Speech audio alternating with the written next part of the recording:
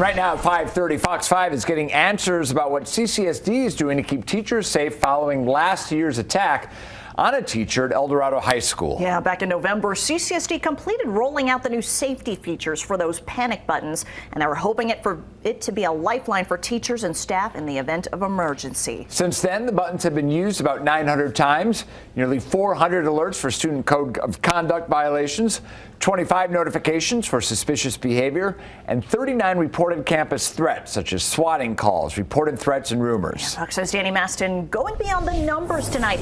Dani, what did you learn about the latest?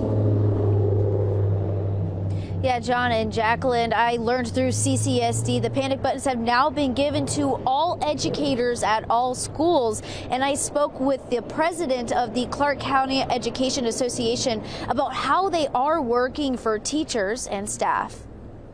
Safety in CCSD classrooms is an ongoing concern for students and educators. You know, up to this point, they've had over 175 guns brought to schools. And now with the click of a button on what looks like a normal ID badge, teachers can alert first responders in the event of an emergency.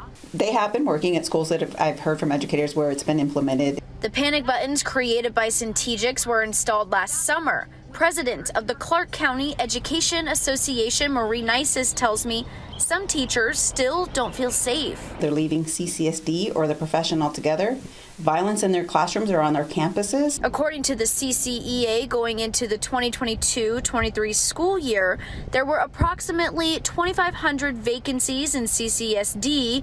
Going into the new year, by the beginning of the spring semester, approximately 500 additional educators had left, and currently have hundreds of vacancies, leaving thousands of students without a licensed educator in their classroom. Nices says we need more mental health help for students to help prevent violent acts on school campuses. Starts at a very young age, and that's why we need to address the issues that they're having, how to teach them how to cope with their anger and whatever may be happening in their lives at home. Nices tells me CCEA is currently working with legislator leadership on what laws they can put in place so educators and students can feel safe when at school. Now, this new safety feature of the panic buttons has come with some hiccups. I did speak with a teacher who tells me when he went to use the panic button, it didn't work, but I have since spoken with CCSD who tells me it has been fixed. Reporting live tonight, I'm Dani Masten, Fox 5 News, local Las Vegas. Yeah, a lot of parents concerned about this too. Thank you so much, Dani.